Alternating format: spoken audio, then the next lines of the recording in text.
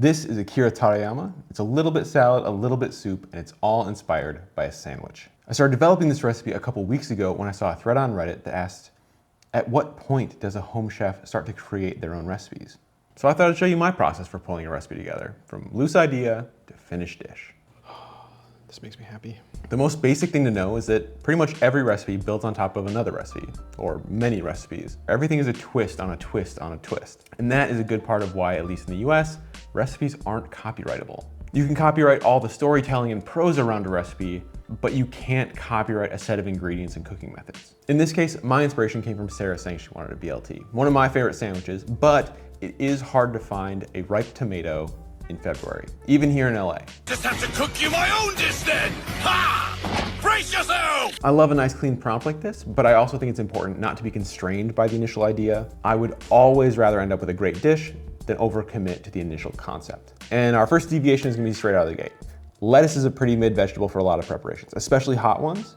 So we're gonna trade it out for its tastier cousin, cabbage. I'm using Napa cabbage because I feel like that's the iceberg lettuce of cabbages.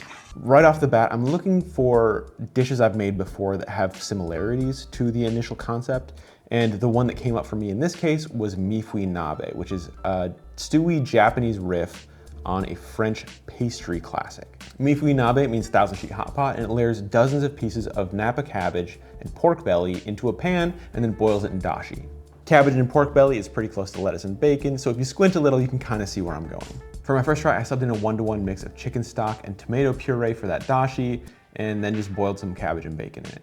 It was okay, like maybe a 4 out of 10. The flavors were decent, if a bit mild, and the layering process was a little bit annoying.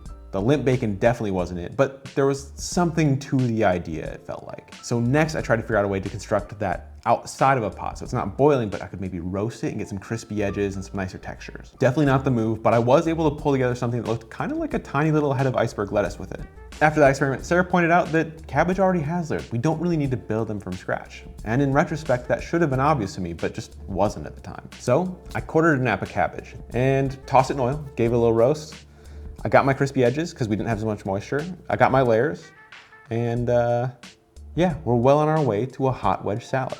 Next problem, how do you get a vibrant ripe tomato flavor when tomatoes are out of season?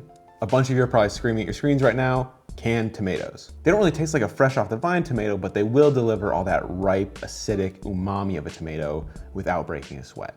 The problem with canned tomatoes is they don't really lend themselves to a lot of textures. You're basically committed to a sauce or a soup now. And what I ended up doing was basically turning a soup into a sauce. I took that dashi replacement earlier that I had left over, chicken stock and tomato puree, reduced it down until it was thick enough to coat the back of a spoon, and seasoned it with a little soy sauce to boost the umami and salt. Nice and easy. But we still need to bring in some of that raw edge that our current very savory dish is missing. As luck would have it, the week before I started working on this, Sarah made a sauce from Sola L. Wiley's book Start Here that used raw grated tomatoes to bring a bunch of acidity and freshness. And that had worked great even with out of season tomatoes. The sauce alone is a work of art. And that sauce reminded me of another sauce from Bavel that paired grated serrano with creme fraiche. So I just mashed those ideas together. Grated tomato, serrano, a little garlic, some salt, and some creme fraiche for body. Not only was it easy to make, but it delivered a significant dose of freshness and a blend of acids for complexity.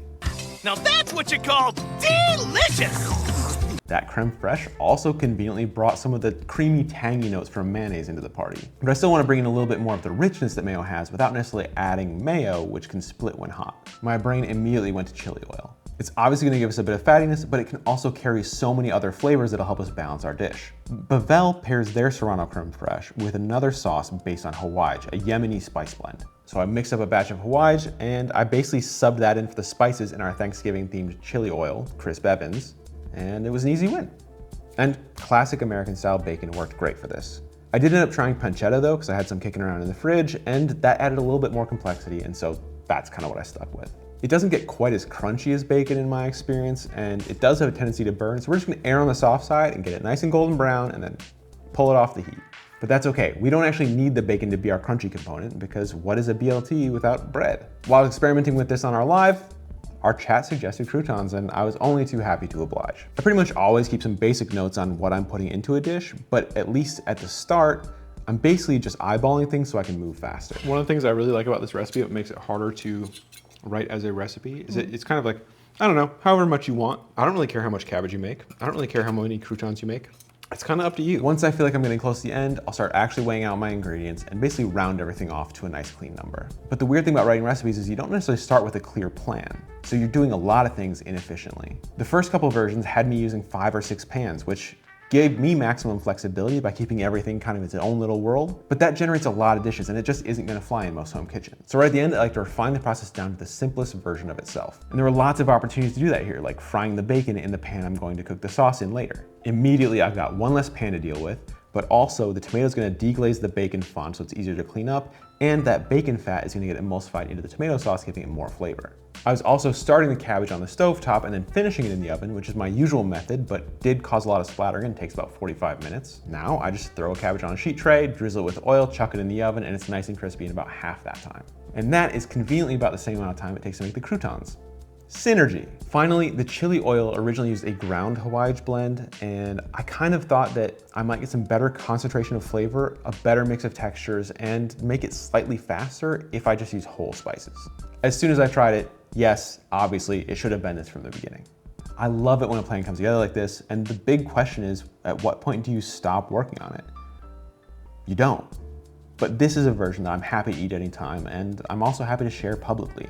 I feel like this is like such an approachable dish too, because it's like, these are all flavors that are well liked. All in all, it probably took me 12 to 13 iterations to get from the rough idea to now.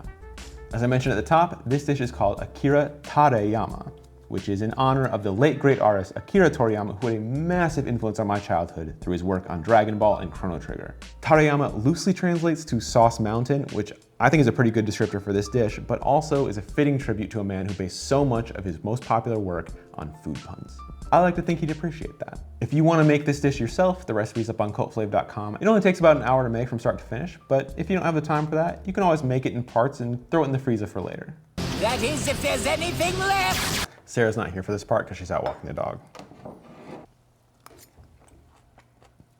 Chili oil is hot, and it's so nice. It's kind of like a deconstructed cabbage roll in a lot of ways, but you have so many textures.